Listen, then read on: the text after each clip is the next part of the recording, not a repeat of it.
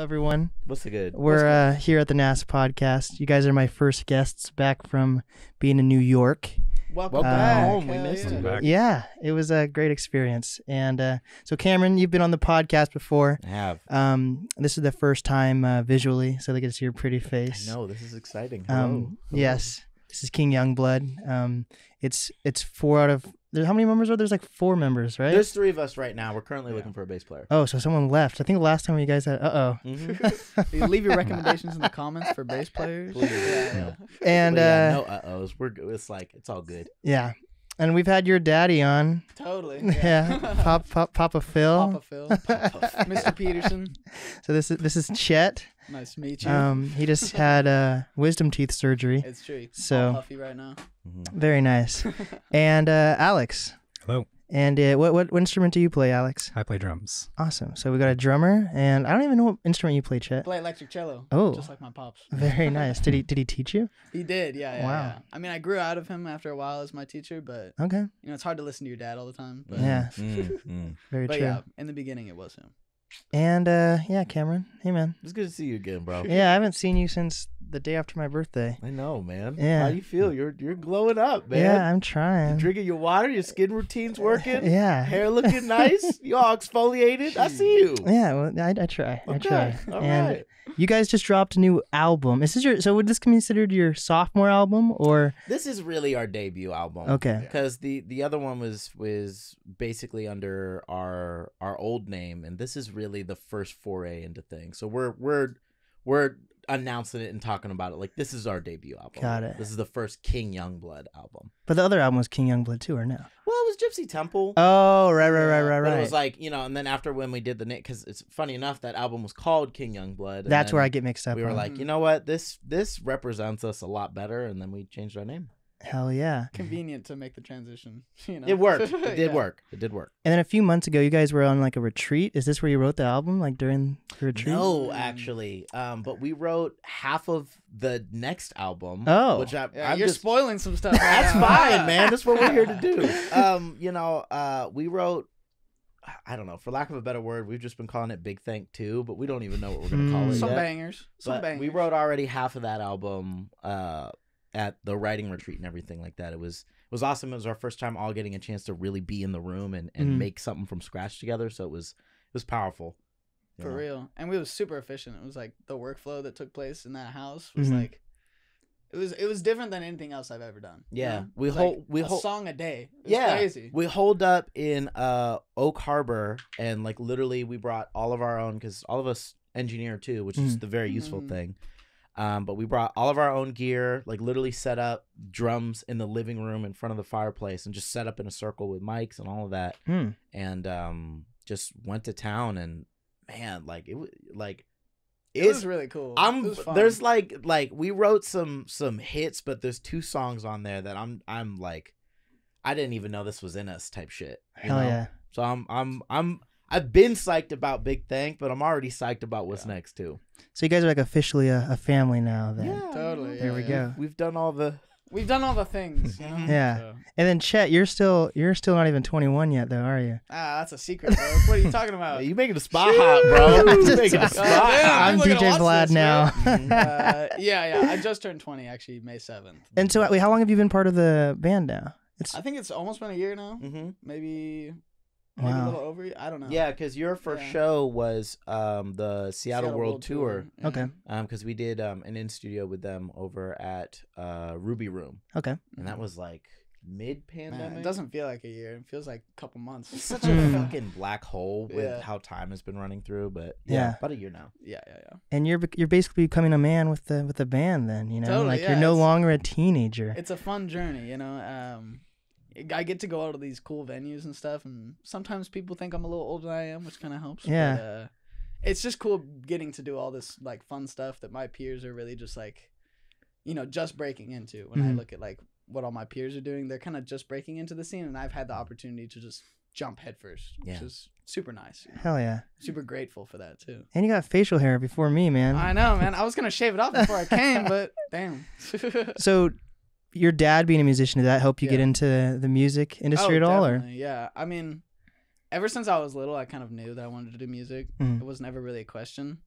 And sometimes I've had doubts and stuff, you know, because it's hard to make a living as a musician. Everybody does. Of course, yeah. But in the end of the day, it's always like, I know this is what I'm here to do, you know? Because I just get the most joy out of making music compared to anything else that I can do. So I always kind of knew that it was my like role to fill is to be a musician, but you know, being in King Youngblood is really like given me a lot of opportunities to go down different routes with it, because you know I can sit at my computer and make hip-hop beats all day, but it's hard to go on stage and like just play a beat for people, you know what I mean? It's like I actually get to be on stage and play my instrument. You know, I've played in symphonies for so long, but hell yeah, it's a different feeling playing with an orchestra on stage than playing with a rock band. Yeah, it's like it's such a big difference.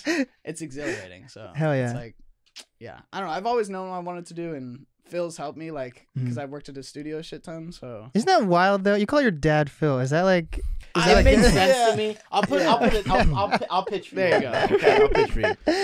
It makes sense because when you work with somebody on a business level, okay, yeah, like if you and I were siblings, yeah, I wouldn't be like, oh yeah, brother. I'd be like, hey yo, Blake, like, can we lock this up? You know what I'm saying?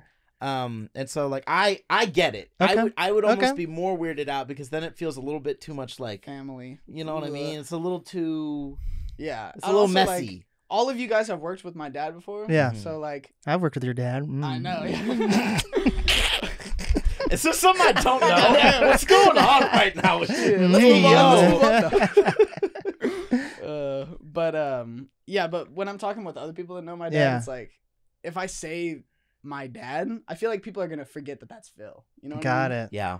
So, and it also, there's a weird thing about it, just like it for some reason like pulls away from the authenticity of your guys' working relationship. It does. Which isn't right. true because they're fucking in I mean, it. I'm fortunate for sure to have a dad. You know, I was born into the situation, but Yeah. at the same time, I still like. I wish I had a dad. Yeah. I was kidding. Same. Damn, bro, out the cuts. Am I right, Cam? Back from New York. You got back from New York, and you're like, I'm about to ruin this guy's entire life. Incredible. I didn't know we were doing therapy today. This is good, man. Yeah. This is good. This is a safe place Yeah, for you man. to talk things out. Whew.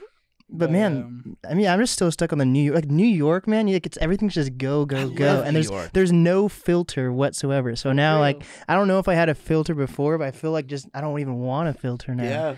Like, I fucking basically saw like a rat and a pigeon fight. Like, pigeons are so fucking massive there, and like the rats are huge. And then like my first experience, so like, I fly into JFK Airport, right? And I think I could be completely wrong, but I'm pretty sure their airport is closer to New York City versus SeaTac is to Seattle. I think so. But because of the traffic, it takes way longer, right? And then like you have to bus or. Well, also it's in a whole other borough. Yeah. Like especially if you're going to New York City proper, like Manhattan. Yeah, like I was in Manhattan. Exactly. Mm-hmm. And basically, I get a cab, and my first experience just in New York, it's this cab guy's like weaving in and out of traffic, like running through like stop signs and crosswalks, and almost hitting people, and people are just walking, not giving a fuck, right? Yeah. It's just like be normal. it's normal. Like he's like almost hitting entire families, and no one's, not even the toddlers are flinching. Everyone's They know what's up. They know what's going on. And that was my first experience, and then I was like, that was your first time in New York, was this? Yeah, Oh, wow. yeah, Okay. yeah. So I'm just back with this, like, I don't give a fuck. But there's not even like, I feel like, I guess some people would consider New Yorkers to be like rude and mean, but it's more like they're just busy and they really just don't give a fuck what you're. Man, I think it's even more than that. I love New York. I've been there a couple of times, but I love New York specifically off of, in New York, they're not nice, but they're kind. Okay. They will be absolutely honest and direct with you, and they might bust your fucking balls, but they will make sure you ate that day if you haven't. Yeah. And that's something that's always resonated with me a lot more. It's just like being direct, being everything out on the open rather than trying to, navigate a lot of like high context communication. It's like, I love New York for that, because you go there and what you see is what you get. Yeah. But I was disappointed. I didn't hear a single "I'm walking here," and I was really expecting that. Come on, man. I'm walking here. Get my coffee. And I actually didn't get pizza the entire time. I didn't get any pizza. Did you get any Did you go to Golden Crust? No. You didn't get any Jamaican food either? I got pastrami. Bro, I was Cats. just about to ask, bro. You better have gotten Did you go to Cats? Yeah, I went to Cats. Okay, Yeah. tight. you get a pass. Yeah. You can come back now. I went to Cats. I went to some places. I stayed up until like 5 a.m. Proud of you. And I usually go to sleep. I go to. Yeah, but You know how you want to know time. You want to know how you stay youthful? You go to sleep. I go to sleep at like 9 or 8. Really? Damn. I cannot imagine. Yeah, And I was up last night till 4. And So doing just working. yeah, we got shit to do, man. Yeah. We got a new album out. But you need sleep, right? I don't know. I mean, Who- do you? I don't know. I'll put it this way: I went to bed at 4 and I woke up at 11:30. Yeah. See, that's not worth it. That's not worth it to me. That's fine. You gotta. I rather like go to sleep at 8 and wake up at like 6. Well, also I feel like I get What are the. you, Mark Wahlberg? That's What the crazy, fuck is bro. going on over That's here, crazy. bro? Not even I close. feel that though. No, that's Yeah. definitely Are you a me, morning but person? I am definitely. I woke up at 5 a.m. this morning. What? So. Whoa! That's true. He does. He does. I, be I, getting I am. up. I am. We are. See, morning me and Alex, we have a soul bond now. Yes, we are. Damn, man. Me and Chet just gonna have to sit I know, down, I take a know. nap, catch it up with y'all. For real. See you guys Goddamn. later. Yeah. But I feel like I'm the most creative one in the morning too. Like, what about? I'll start with Alex actually. When do you feel like you're the most creative? The most creative, probably when I'm like doing something that inspires me. You know, probably like listening to like one of my favorite bands, or like watching my favorite drummers on YouTube. That inspires me to like, oh, maybe I can come up with this pattern off of what they did on this song. So I mean, definitely for me, creativity comes from like inspiration, just like from like my favorite influences. Does Yeah, the time of day matter though? Time of day. Like I can't get not anything done not over super after late at 7. night. No, these Yeah. guys know that usually like if we have like a show that's like at 10 p.m. and like we calm down. get done at like 10:30, 11, I get kind of cranky. I So- think that's cute because you don't even get cranky. You take a nap. You just clock out. sleep, bro. You're like, cool. Let me know when we're back to the spot. I'm a just cruise. knock out real quick. But it was very interesting because I think the writing retreat actually Mm. was the latest we've been able to keep you up without it being specifically Definitely. just a show. Oh yeah. And even Sure. then, you were still like, I'm gonna see you guys in the morning. We'd be getting up and like, Lick's is already up, bro. Chet and I are slowly trying to crawl out of bed. And I already took a walk out on the Lick- beach. Lick's Hell like, yeah. you guys want to see some photos from the beach I took? I Like, just oh, took a God, little bro. walk. Like, I can't see the sunlight for another 5 hours. I did my bro. taxes. I filed my LLC. Like, I'm good morning, guys. Put his Good life morning. together before we even got up, bro. Yeah. Like, And Chet and I are like, what year is it? Getting it all out. and I don't even drink coffee, so it's You don't drink coffee? Me neither. no. Neither of you guys? What? Messes up my Yikes. stomach, bro. Oh. It's like I just can't handle it. We just got IBS vibes. Yeah. I'm not, Just kidding. I'm not- IBS I'm not- vibes. I'm not drinking Oh my coffee because God. I'm like, you know what? I wanna do this on my own. It's an agency thing. That's so funny. Dude, so the last time I had you on, Mhm. you were probably one of the last audio podcasts. You were like you're the last. Like I did Zoom Yeah, stuff. that was at the but, like, Bellevue spot. that was at when I was 92.5. Shout out Gary. Shout out Hey. Gary. Shout out We love you, Gary.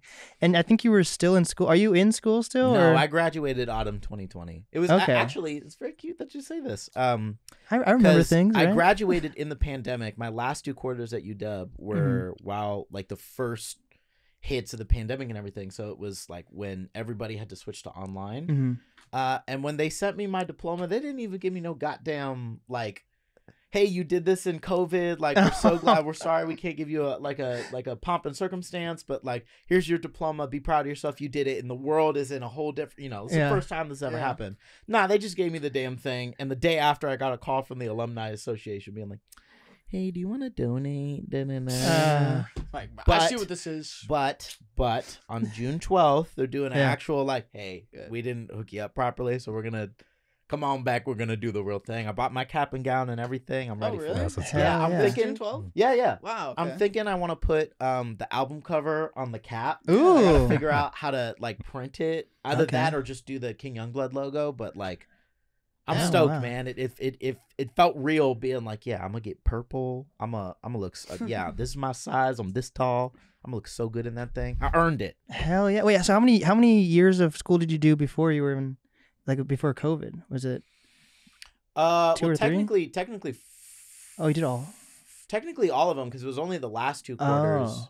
See, this is why I didn't study math at all because I'm not even good All with of it. time right now. But no, because I I only got into the major. I studied communications. Mhm. I only got into the major in my junior year because it was super competitive. Right. But once I did, it was like everything started making a lot more sense because I could actually take the classes I wanted to. Mhm. And it's also high key been incredibly useful with the band because now it's like I feel like I have so much more.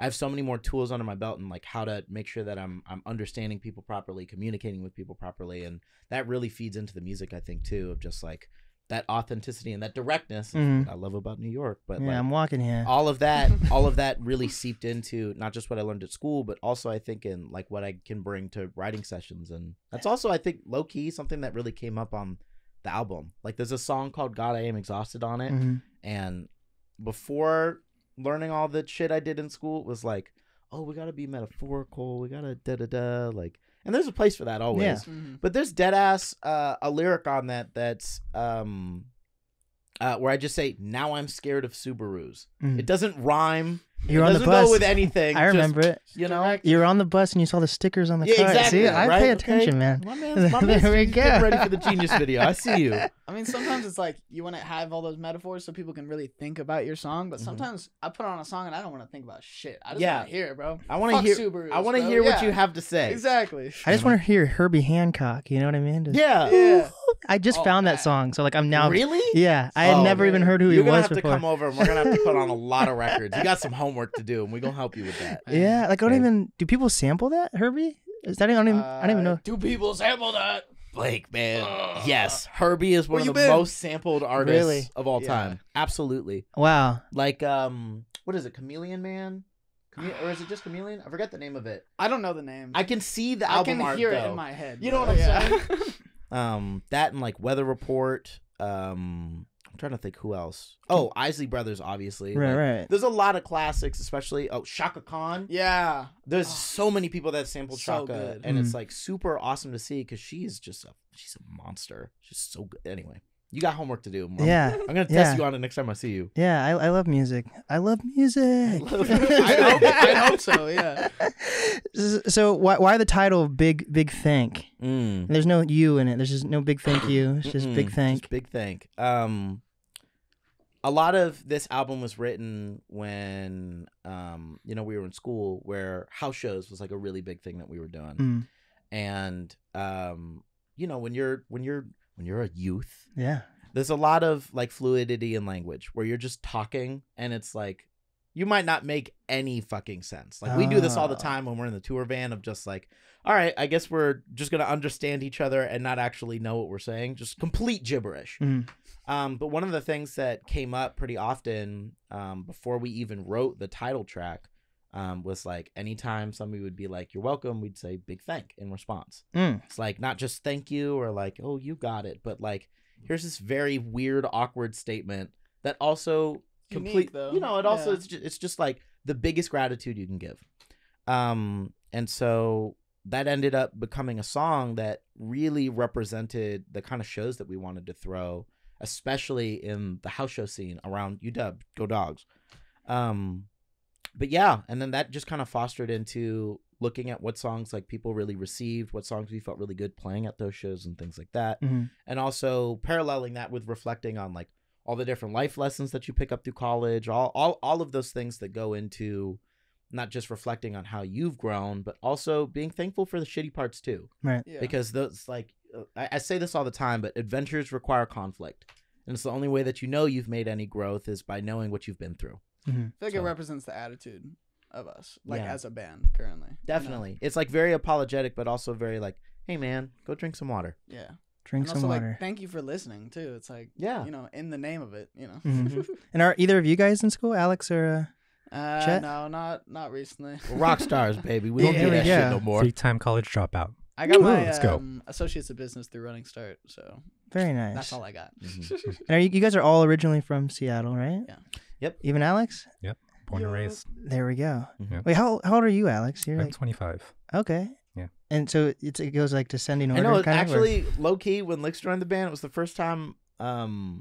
No, excuse me. When Chet joined the band, it was the first time I wasn't the youngest in the band before. I Wow, was like, Damn. yay, I'm a Yeah. middle guy, middle sibling. This is the best. that's craziness. So, what are your guys' goals with this album? Is this going to be like an album that you're trying to push out to the masses, or is this something where you're just trying to staple your name here in Seattle, or what are your goals? Yeah, I think you're always trying to do that whenever you put out a project. I think what's important for us, especially considering this is our debut album, is it's letting everybody, basically putting everybody on blast that, hey, yo, we're here. And, you know, this is essentially, we're using it as our big introduction to who King Youngblood is. And it's definitely aimed to be more nationally, you know, recognized, because we are going on a tour following up after the release in like about August. Ooh. Called the Big Thank Tour. We haven't really announced anything yet for it because we're still locking down dates, but yeah, it's just centered around, we're playing all the songs off the album, going down to California, probably make a loop back up. We got a couple shows in New York too. Yeah, oh exactly. Shit. But we're focusing on a national level because I feel like Seattle, a lot of people know who we are, and we're getting a lot of love locally, which we appreciate so much. Always. You know, but we feel like there's always room to grow, and I think nationally is the next step for us. Yeah. So yeah, especially because in a lot of the times, like we played. Oh, I just realized I'm wearing a shirt. Tree Fort. Shout out Tree Fort. We played fun. Tree Fort. The most recent Tree Fort, and it was our first time playing in Boise. And Great just town. honestly, just any time we've gotten a chance to play outside of Seattle, it's been people's first time hearing about us. And just like it's very powerful being able to take these songs on this album and have these moments of connecting with people that have never heard us before. Right. And clocking in and showing us the same love that, you know, the city we were born and raised in has showed us from the jump. So we're so grateful to like go to other places and feel the love. It's so crazy. Yeah. Because, you know, I've lived here my whole life, and so I know people, and they come to our show, and it's like, thanks for supporting us. I've also been friends with you for like 10 years, so of course you support me. Right. But when you go to Boise or something and you play a show and nobody knows you and they all fuck with your shit, it's like, it's a completely different feeling. Especially because it's like we have a song called "Cried in My Cadillac." I love that one. Cried in my Yeah, Cadillac. you already know. I'm a fan. And on that song, I love you, brother. And on that song, we actually sampled audio. Herbie Hancock. No, we did not sample Herbie. That would have been crazy. Next time. If we can get that cleared, maybe. But we sampled audio from actually this house show venue called the Nook, which is my favorite house show venue. I love the Nook. Where it was like just on somebody's phone, but we sampled it of the audio of them singing the hook back to us. And it was very powerful because, you know, even when we have played in new places, there are folks in the audience that have heard through these songs before, have like done the research on us. And it's a huge honor of being somewhere and meeting somebody for the first time if they've already put that attention into learning who you are, not just musically, but who you are as a person too. It's powerful. And I definitely think for us with King Youngblood, our sights are set on having that same support and that same welcoming energy, not just in the city we were born and raised, but everywhere we go with this music. It feels like a lot of bands get kind of stuck in Seattle. What are your guys' goals and mission to make sure you don't get stuck? I want to hear what you have to say on this one. Our mission, just get on the road as much as we can. Yeah. Do you think artists in Seattle don't do that? Like, I feel like there's a lot of bands that do tour, but they still get just stuck somehow. I think it all comes down to like what the focus is. Because I think, first of all, it's like whatever your goals are with your music is valid. There are folks that want to tour and don't really want to record, and that's valid. There are people that only want to record and don't want to tour. That's valid. There are people that want to be staple foods in Seattle and nowhere else, and that's valid too. There are people that have no focus on, you know, growing any type of following or anything like that in Seattle, and focusing entirely on outside of the town. That's cool too. Yeah. I think when it comes to a lot of folks and what they do with their art and their career, it's entirely up to them. Yeah. I think for us, we want to be here, but we want to be here representing here everywhere we go. Totally. Like the end goal, like I'm just going to speak for myself here for a second. My biggest goal with King Youngblood, the thing that wakes me up in the morning every day, is seeing more Black and brown people coming to our shows. It's because my ultimate end goal, when I can say that we've done it, is we're selling out Safeco Field or doing any type of stadium tour. But we're selling out Safeco Field, and all of the people on the bill opening for us are Black, brown, disabled, trans, queer, anything.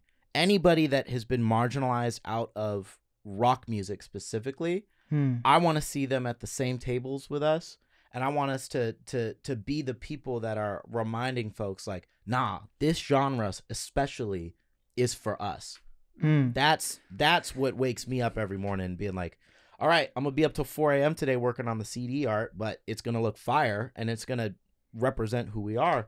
Because when we do have those people that come to the shows and everything like that, you feel your purpose. You feel it happening. Exactly. And doing that on the biggest scale possible, that's what we doing. I feel like Seattle has so much diversity that it's such a good place to market on a national level like that. Yeah. So it's like my personal goal before I ever joined the band was, to help the music industry in Seattle too. It's just because I feel like there's so much talent here that just goes unrecognized on a national level. Yeah. And people are so focused on LA, but there's so much garbage down there. It's just so plastic. Yeah. But I feel like, and I know this is a common goal shared by the band too, is that if we can like somehow build Seattle up in a way to be like LA and represent the diversity that we have here in the city. Yeah.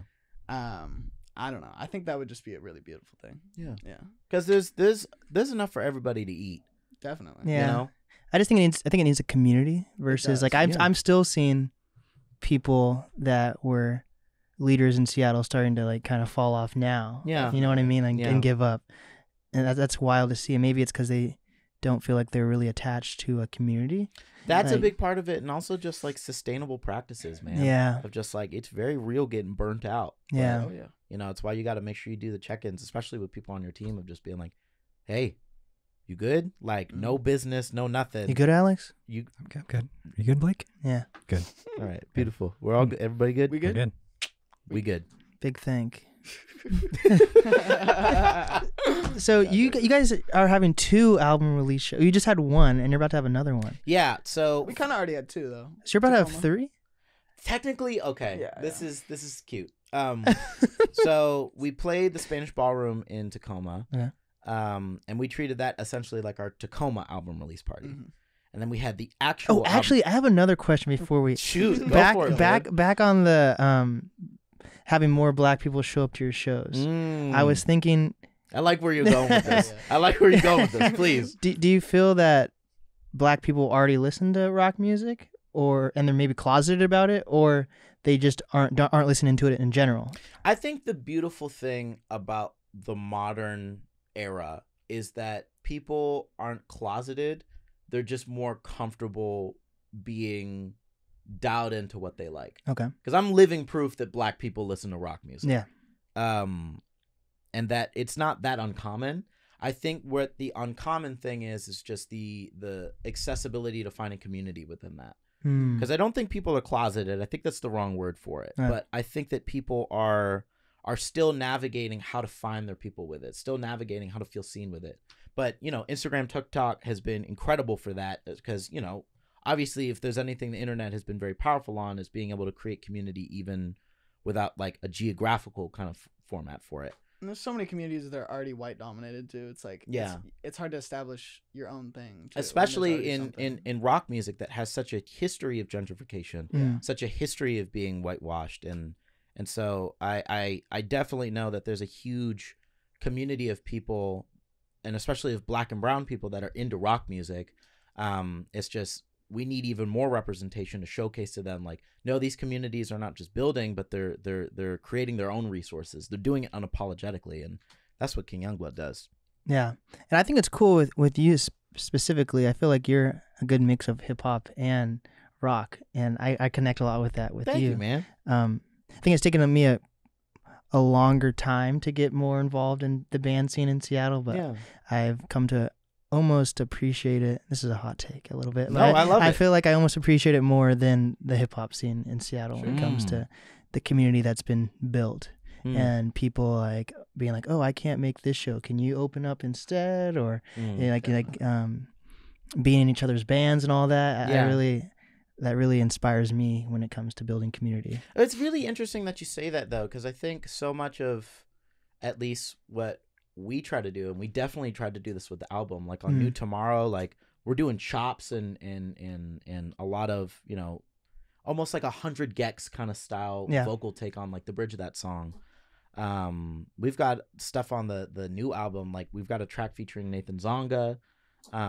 But it's very interesting to hear that take, because for us, we've learned so much from hip hop, and especially in being unapologetic and throwing shows that aren't just shows but experiences, and then also translating those things of those lessons that we learned into the music itself. Yeah. And so for me, it's like that's a take I've heard actually pretty commonly. Yeah. There's a lot of comparisons between the hip hop scene and the rock scene. But at its core, that's actually the same community. Yeah. At its core, it's people that aren't even really locking into genres, right? But people locking into energies. Because, you know, just in the same way of like, we could play a show with Django, and Django's doing entirely different music, and we're doing entirely different music, but I guarantee you there's going to be a circle pit at that fucking show. His energy is rock star. You know what I'm saying? And it's just like, it's vice versa, where it all feeds itself and feeds each other. And I think that it's also a real testament to the people that are being really authentic with it. Yeah. It's people, when you're authentic with it, when you're authentic with that energy, people lock in. It doesn't, or, you know, Mamma mia. Yeah, exactly. Lock it in. When you lock into that energy, especially like you see it in the people that come to your shows. You see it when you see people that are like, "Hey, bro, I saw you at the Rocky concert, and now you're here." Yeah. Like, "Hey, I saw you at you know, like a folk concert where it was somebody that was still going in." Yeah. That energy is all that matters, and when you put that into practice, you gain so much as an artist, because you gain so many more tools to pick from, and also you build your community bigger too. Yeah, like so I went to New York on tour. Actually, I was filming my guy Joe Dombrowski's comedy sets. Shout out Joe at Caroline's.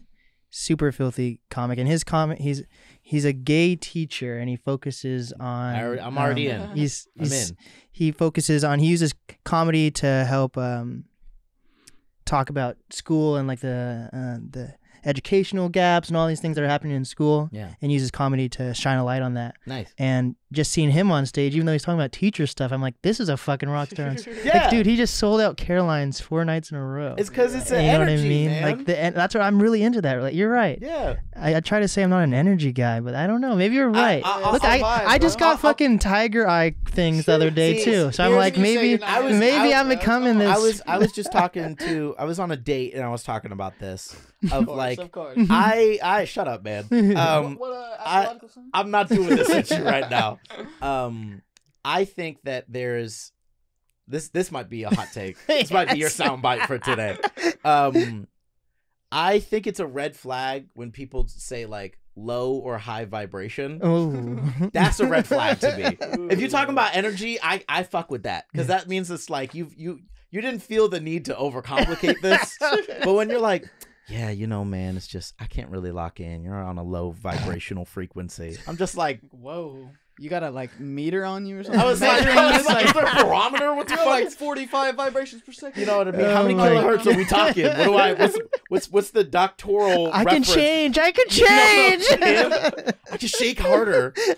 But yeah, no. So if you say energy, I get what you mean. Yeah, there we go. Because it's a little vague, but it's still, there's an authenticity behind it. Yeah. I don't know, man. That's just me. I respect all people, but, you know, keep your vibrations high, I guess. Hell yeah. Shout out. Alex, do you believe in energy? I actually don't know really anything much about the energies and whatnot. I love it. It's not even spiritual like that. It's not. He's like, listen, I respect all I have no idea. Everyone, I don't know a thing about it. So continue the story about the release shows. I'm taking it away from Cameron, and now it's on you. Oh yeah, to talk about the release shows. What about the release shows in particular? So you had 2?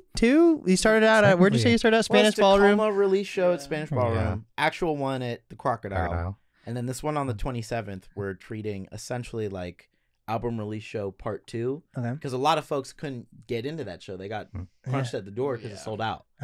But at this one, we're like, listen, if you didn't make it, now you can. And is this in all ages or 21 and up? Ain't that the question now? It's 21 and up. It's at the Central Saloon. It's on actually this Friday, May 27th.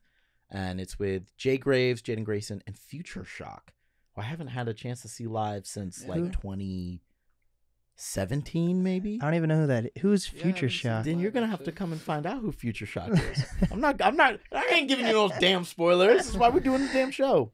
Yeah, you've been having some crazy. Like you had Aaron Jones. Yeah, Or is it Aaron or Aaron? Aaron. Aaron. He's black. It's Aaron. Aaron, like the substitute teacher. He really. Balake. Why do I know exactly what you're talking about, bro? Chet. Chet. Alix. Cameron. Balake. Yeah, he even got. That was off the jump too. That one. That was good. But yeah, Aaron played the album release show with us at the Crocodile, and I've known Aaron for a long time, and he's been a very powerful mentor for me. So shout out Aaron. Seeing his Quickly break down who he is for people who don't know. Oh yeah, Aaron Jones is a black rock artist born and raised in the CD. He recently made it big and got signed to Big Machine Records after years of doing the grind of working it out and being committed to that. And he's now charted, like he's hitting the tops of rock charts. Didn't he recently open for the Stones? Yeah, he did. Yeah, He over did. in Detroit, I think.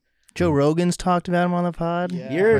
I'm gonna let you have that. And I'm gonna leave. I thought you were asking us about him. Bro. Yeah. You should be telling Yeah. us. I didn't even know that. But no, Aaron has been, for lack of a better word, like living proof that this is possible, and it's possible doing it while still holding on to your authenticity. It's a big role model. Yeah.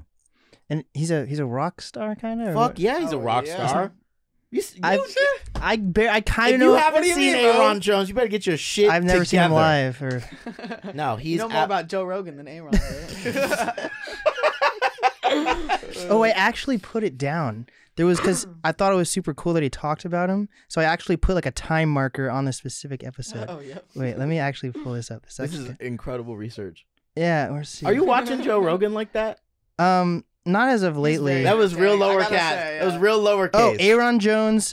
It's episode 1563 at 169 minutes and 6 seconds. Beautiful. He talks about Aaron Jones. But yeah, Aaron is incredibly good people, and he's been very instrumental in reminding us of the journey and reminding us of like, hey, consistency. Because when you believe it and you're authentic about it, it's not a matter if, it's a matter of when. Yeah. So shout out Aaron. I love you. Do you guys believe in like age at all though? I feel like, I think I said this the other day also. I have a weird thing where I've been lately feeling like I don't have the time to like mess around and fuck up. Of course you fuck up along the way no matter what, but like I'm so like paranoid about like making a wrong decision that like, which isn't everyone's cup. Like which isn't everyone's. I'm just super zoned in on what I'm doing that I do realize at times I put relationships or friendships on hold to do what I'm doing. And this is just me personally. And with that, I believe, for me at least, I believe that time is a real thing and a real time marker for success. But that isn't everyone's perspective. So I wonder what your guys' perspective is. Do you use age as a time marker or believe in age as a time marker? I don't know about age as a time marker, but I think time you put into something definitely. I definitely like felt this kind of crisis before I turned 20. I was like, I want to have more stuff out when I was 19 before I actually turned 20. Because there's something about telling people like, oh, I'm here and I'm doing this, but I'm only 19. Right. And they're like, what? You're only 19? And then I feel like there's a huge difference between 19 and 20 in that way. Yeah. Where you tell somebody, oh, I'm 20, and they're like, oh, okay. You have 1 year until you're like actually legally supposed to be here. Yeah. But it's just not as impressive. And so for me, I like the 2 weeks leading up before my actual birthday, I was just in the studio like every day writing songs. Because I wanted to be like, I wanted to put out some of my own like personal projects and just have it out there and have it finished so I could just be like, look what I did when I was 19. You know what I mean? Because I don't know, just for my own self, I feel like it's not as satisfying for me to tell people that I did something when I was 20 than 19, you know? Yeah. Yeah. It's just for myself too, my own sense of pride. No, I understand that. That's why I connected with you at the Freakout Fest. I felt like we connected on that, on the age thing. Yeah.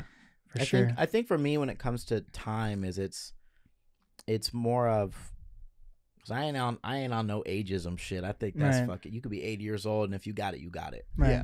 Yeah. I think that what you were talking about, especially with, you know, when you're in your bag, that's the focus of like, hey, I got to do this. I got to take care of this. And that might mean like I have to pause on certain other elements of my life.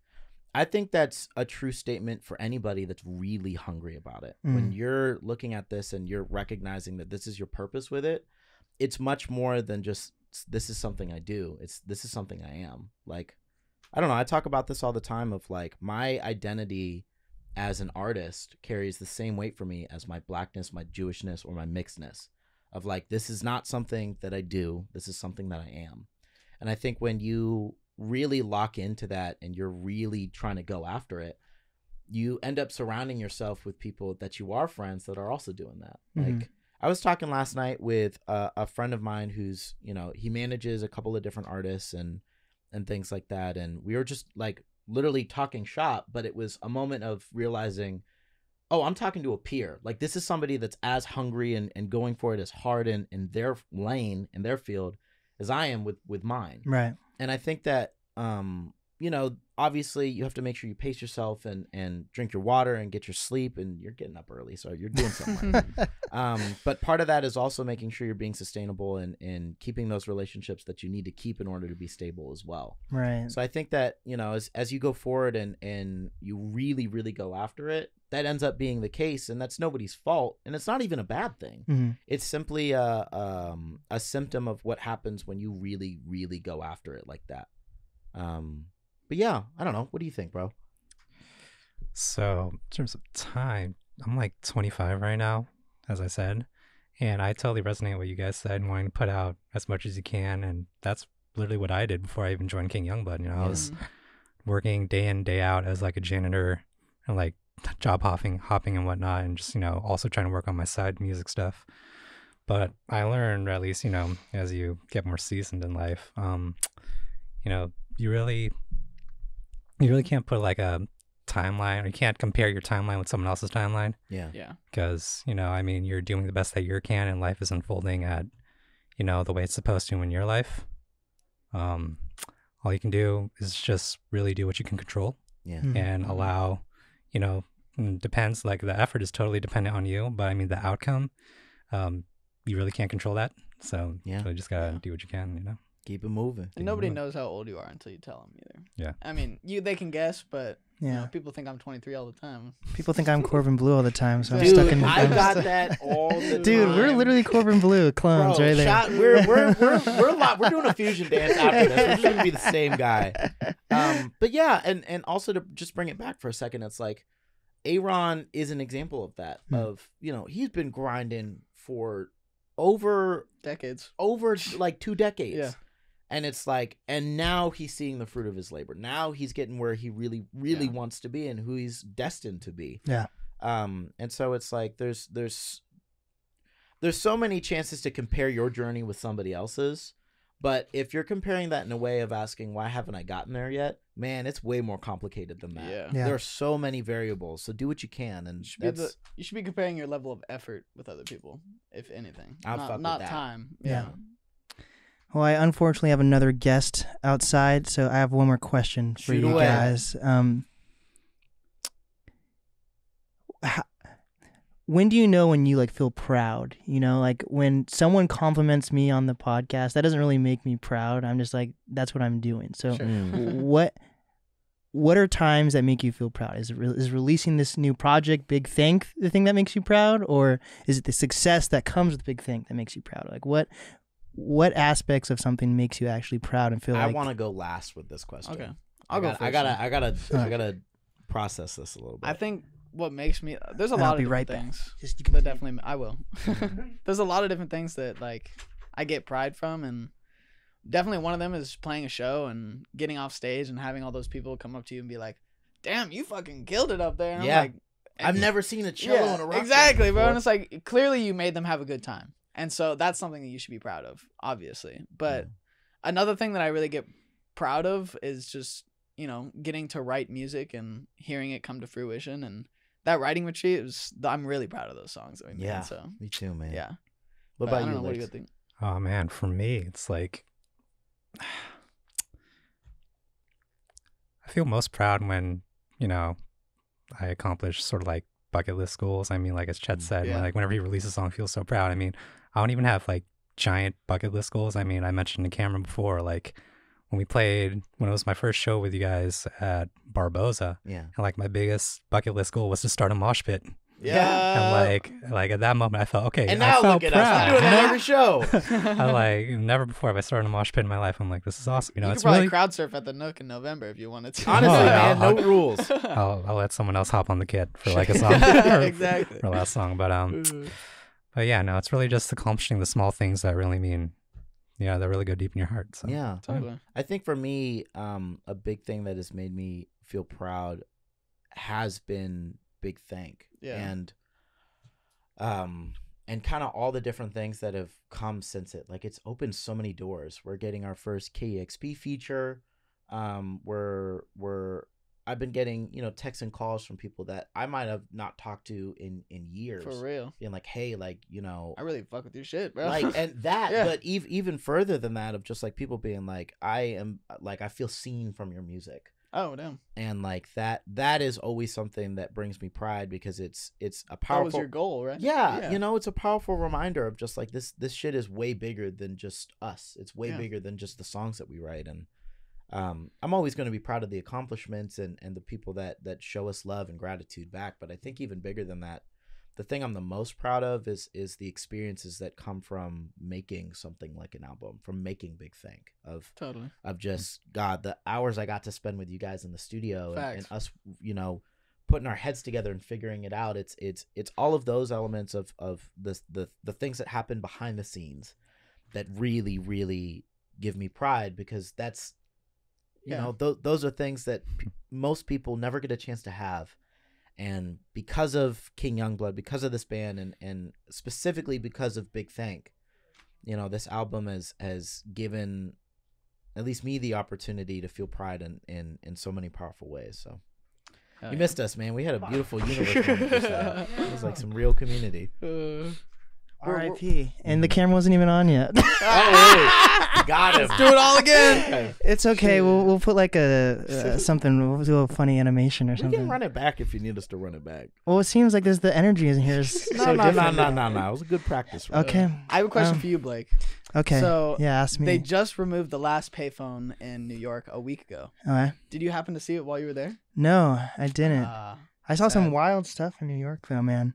You're gonna have to tell me about this pigeon fighting a rat. Yeah, you are. I was about to say. Yeah. That's not something you got on camera or what? Bro? You got I wish. Oh my! Yeah. New York is just a total different beast. I feel very inspired. Like I said, just coming back to Seattle, and I don't know. I feel like if I wasn't born in Seattle, I would have been born in New York. Like that's how just happy I was to be there. Damn. This is your first podcast back, right? Yeah. Yeah. First podcast back. I was wondering why you care. You walking a little different. Than everything, man. He's a little more direct, bro. Yeah. He said, "Hey, yo, son." And I was like, "Hello, "Hey, Blake." Hello, Blake. Damn. Bing bong. There it is. Fuck your life. There it is. But yeah, no, we don't have to run it back. Did you actually cut the cameras and everything? No, it was just on these two the entire time.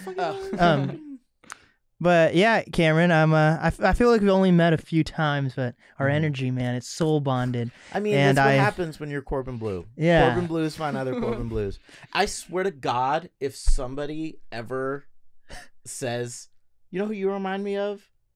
Corbin Blue. To me, I'm putting the world on blast right now. Oh my God. Don't fucking do that shit.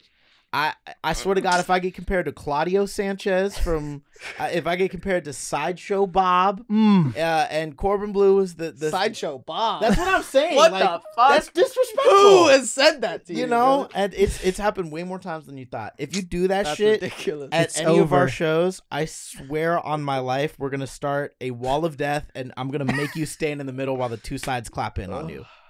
That is a promise. Like, fuck this one guy up right now. Mm-hmm. But yeah, I mean, it's just so racist. There's no fucking- way around it. No, it It's really just is. a racist bro. statement. It's like, what? You're black. yeah, it was Have curly you ever hair, heard of- or oh my God, or like if you have if you have braids, you must be a rapper or some shit. I hate that shit. I So think funny. the thing that I find really funny is when I put my do-rag in, Yeah. people do not recognize me. I'm full incognito. Like, I've walked in whole spaces with people I've been friends with for years. Like, Or who's like, this guy? no, deadass, like they're like, oh, Cameron? Corbin? Is that But yeah, no, don't say black people look like other black people. Just don't do it. Yeah, that's like if I said Alix.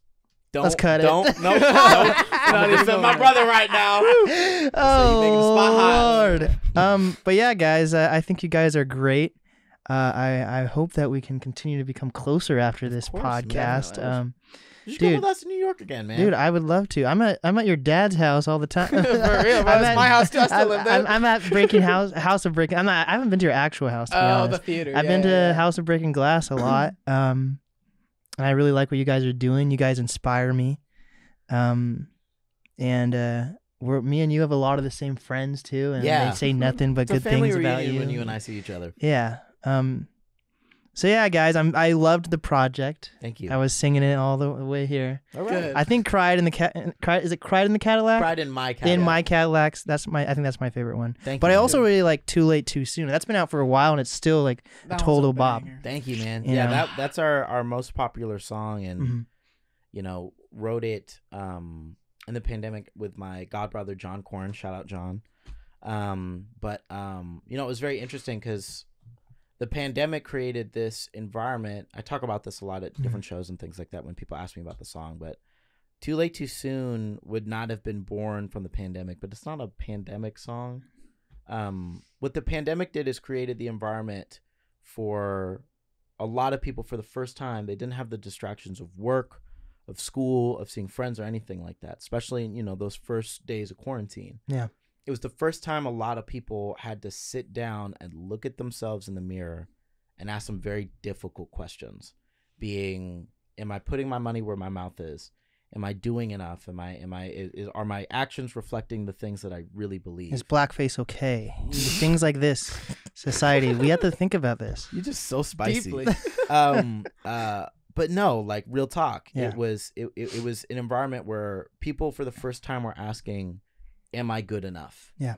And that song is simply not even trying to answer those questions, but be comfortable in the uncertainty within it. And I think that's why it's resonated with so many people. I think that's something that everybody has experienced in one way or another, even before the pandemic and while we're still in this transition with it. But Also, that cello part, beautiful. pure money. Mm. So fun to Gorgeous. play. I like that now. Transition in the pandemic. Yeah. I like that word. I haven't decided what to call what we are in right now. we're It's still a transition. We're still It is. definitely in it. Like, wear your mask at shows. Yeah. But also, like, because this is the climate that everybody has to navigate, like, we all have to navigate it, so do it safely. Yeah. You know, go if you're gonna go to a show, wear a mask, but also have a fucking blast, man. Like, we earned being able to come back here. Yeah, I feel like people are just starting to relax a little bit more. You Yeah. know? And I think we're getting to the tail end of like all the repercussions from COVID, but Now we got to worry about monkeypox, right? exactly.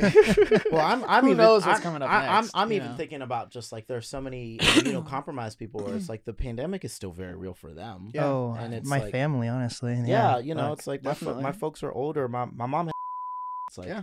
you know, it's a thing of just, you got to be mindful and like, hey, like, it's got to be safe for everybody. And also being inclusive means you have to put that effort in there too. Yeah. So, you know, go to shows, but be safe about it. Yeah. It's a new type of culture. Not even go to shows, but be safe about it. Go to shows and be safe about it. Yeah. Yeah. You know, they're not mutually exclusive. And where can everyone find you guys? And where can they find this new album as well? Everywhere. Big Thank out everywhere. Go listen to it. Tell us what you think. Tell us your favorite song, your least favorite song, what stuff Hell worked and yeah. what didn't, because we're already working on the next one. We are. We got a lot of songs on the way too. So, Mhm. and you can go on our Instagram or Yeah, at King Youngblood Yeah. Music, Spotify, Apple Music, anywhere you like to listen to tunes. basically. Hell yeah. We got a lot of shows coming up too. If you live in California, hit us up in August, bro. We're coming right down to you. Mm-hmm. We got some shows in Oregon too on the way down there, and Mm-hmm. we have a lot of local shows before then. So Yeah. you have a lot of opportunities to catch us. There we go. Well, this has been the NAST podcast with King Youngblood. Hell yeah. Yeah. and we did it.